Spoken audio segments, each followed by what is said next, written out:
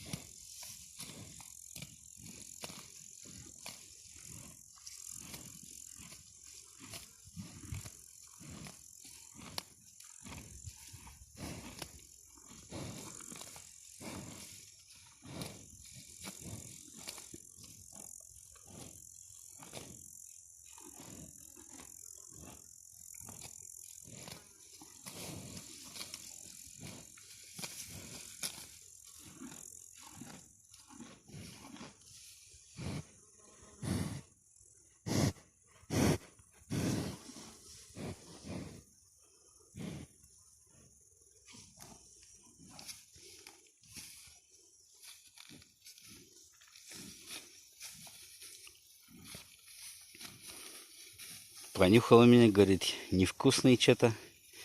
Пойду дальше.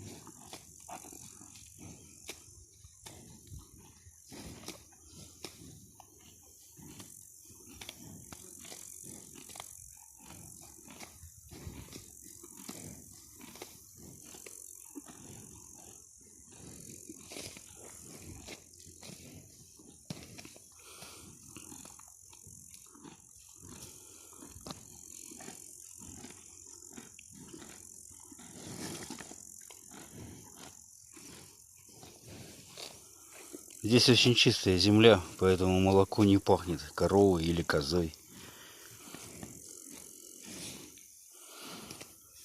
Когда земля чистая, то у коровы и козы не болеют копыта.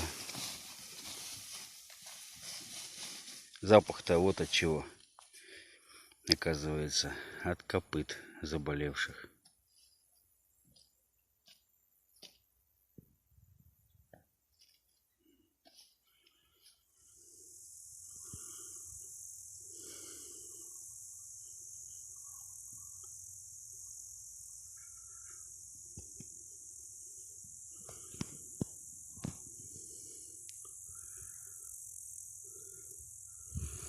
Вот она, горняя полынь. Горняя полынь. Такой запах непередаваемый вообще. Раньше казаки полынь использовали как оберег и как дезинфекция от всего. От болезней, от разных паразитов. Вешали ее в доме везде. На косяках, на окнах. В белье клали для ароматизации и дезинфекции. Здесь она особенная какая-то. Прям вот жаль, нельзя вам передать этот запах.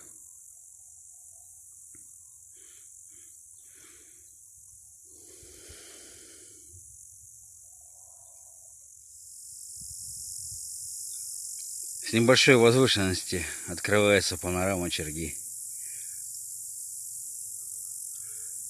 Довольно-таки большое село. А слышите, как стрекочут кузнечики? Очень громко, ярко, сочно. Вкуснейшики.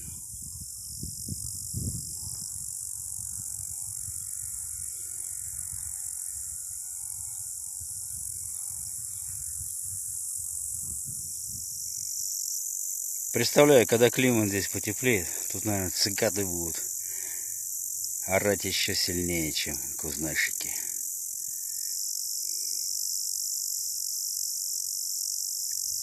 Красота все-таки.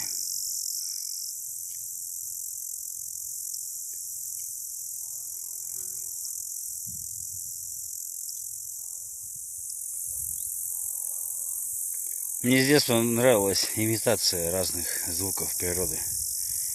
Ансамбли, которые выступали, или отдельные артисты, которые имитировали разные голоса. Всегда так было интересно. Кое-чего я тоже пробовал передать. С варганом и без.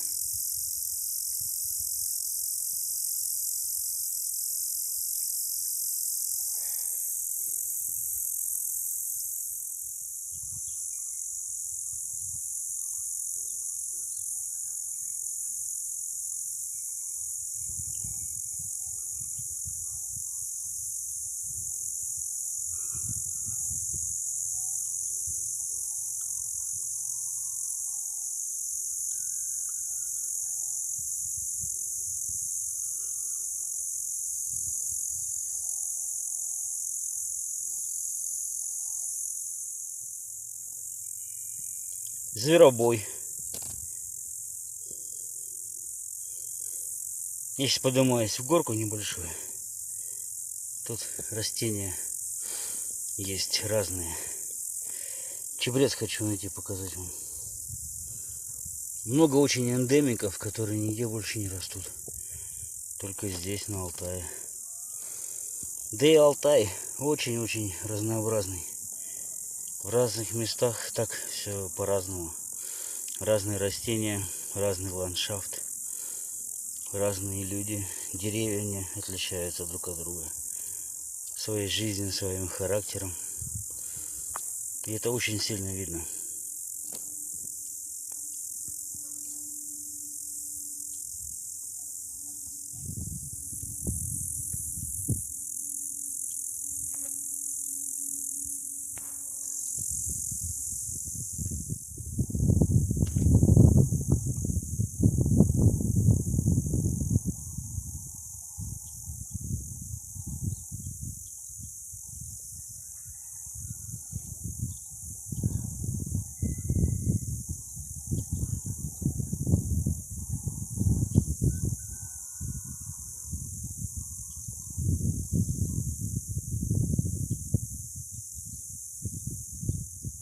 Как много здесь душицы.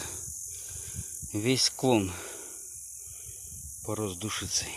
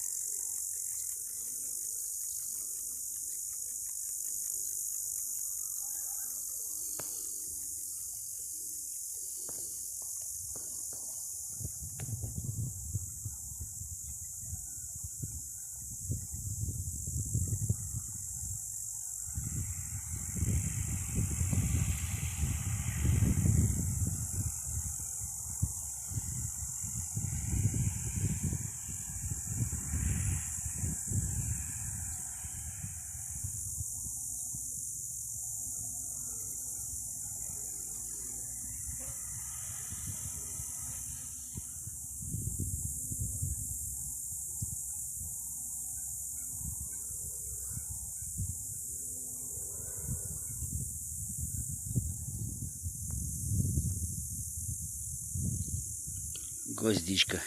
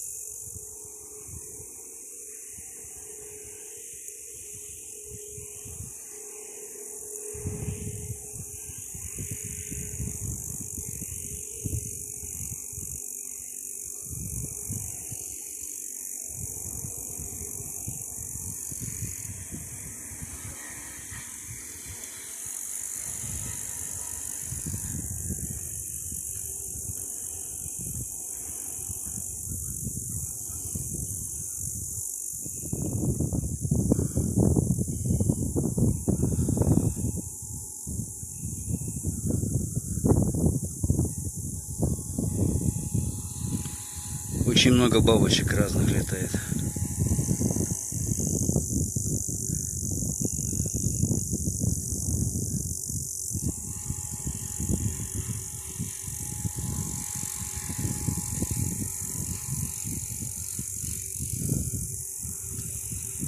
До макушки я не пойду, а здесь что-то не нашел я чебрец.